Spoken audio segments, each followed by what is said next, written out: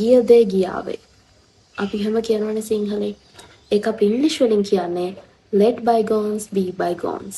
Hi everyone. අද මම ඔයාලට කියලා දෙන්න යන්නේ ඉංග්‍රීසි කතා කරනකොට native speakersලා ගොඩාක් කතා කරනවා ඇහෙන often use කරන slangs idioms ටිකක්. එහෙනම් අපි වැඩි වෙලා ගන්න නැතුව ඒ වගේ meaning සහ කොහොමද ඒවා use කරන්න කියලා බලමු. වෙච්ච දේ වුණා. What's done is done. වෙච්ච දේ වුණා කියලා අපි කියන්නේ එහෙමයි. What's done is done. සෑම කළු වලාකුළකම රිදී රේඛාවක් ඇත කියලා අපි කියන්නේ. කියන්නේ ඕනම නරක සිටුේෂන් එක අපිට එතන හොඳක් මොකක් හරි තියෙනවා. ඒ කියන්නේ එතන මොනවා හරි හොඳ දෙයක් තියෙන මේ සිටුේෂන් එකේ කියලා කියන්නේ.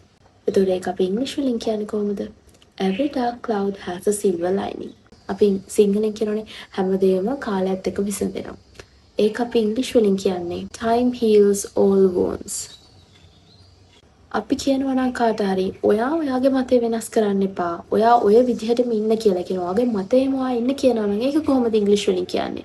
Stand your ground. මිනිස්සුන්ගේ වචන වලට වඩා ක්‍රියාව තමයි වැදගත් වෙන්නේ. ක්‍රියාවෙන් තමයි මේ මිනිස්සු කවුද කියලා පෙන්වන්නේ කියලා කියන්නේ අපි සිංහලෙන්. ඒක කොහොමද ඉංග්‍රීසි වලින් අපි කියන්නේ? Actions speak louder than words. අපි කියනවා ඉහිරුණ කිරට අඬන්න එපා කියලා. ඉහිරුණ කිරට අඬන්න එපා කියලා අපි සිංහලෙන් කියනවනේ. ඒක කොහොමද ඉංග්‍රීසි වලින් කියන්නේ? Don't cry over spilled milk. මේ මලක් පිපුණා කියලා අපි කියන්නේ. ඒක අපිට ඉංග්‍රීසි වලින් කියන්න පුළුවන්. ඒ මීනින් එක ඒකම නෙමෙයි. ඒතකොට අපිට කියන්න පුළුවන් ඉහෙ මලක් පිපුණා වගේ ඊටාම සතුටින් අපි ඉන්නවා කියන එක අපි කොහොමද ඉංග්‍රීසි වලින් කියන්නේ?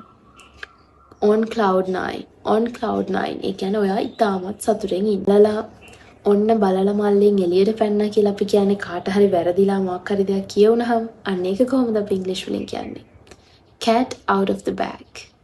මුලින්ම අපිට නිකන් නරකක් වගේ පෙනුන දෙයක් අපිට හොඳ අතර වෙච්ච දෙයක් කියලා. කියන්නේ අපිට මුලින්ම අපේ ජොබ් එක නැති වෙනවා. හැබැයි අපිට ඊට වඩා හොඳ ජොබ් එකක් හම්බ වෙනවා. ඒතකොට අපි මුලින්ම හිතන්නේ මේ නරකක් අපිට උනේ කියලා. හැබැයි බලන් ගියාම අපිට හොඳක් තමයි වෙලා තියෙන්නේ.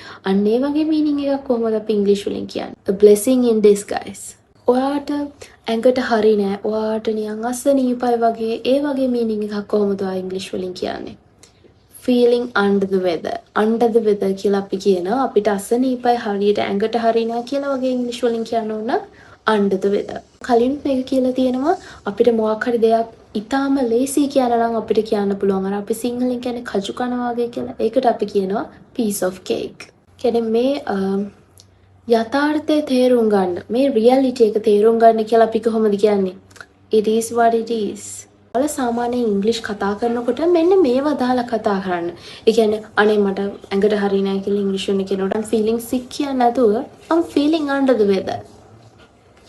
එතකොට ඔයාලගේ ඉංග්‍රීසි අප්පලා පේනවා. තේරුණාද? ඔහොම තමයි අපි ටික ටික ඉංග්‍රීසි හදා ගන්න ඕනේ. මේවා හින්දා තමයි මම කියන්නේ movies බලන්න subtitles use කරලා English subtitles use කරලා movies බලන්න. ඒ බලනකොට මේ වගේ දේවල් ගොඩාක් ක්ලික් වෙනවා.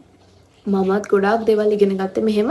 ඉතින් මේවා කතා කරන්න ඔයාලගේ කියන්නේ මේවා use කරන ඔයාලගේ English අර speaking style එක ඔයාලගේ speech එක ඔයාගේ කතාව අහන් ඉන්න ආස හිතෙනවා නේ. ඉතින් ඒ හින්දා මේවා use කරලා බලන්න එහෙනම්. Thank you later. Bye.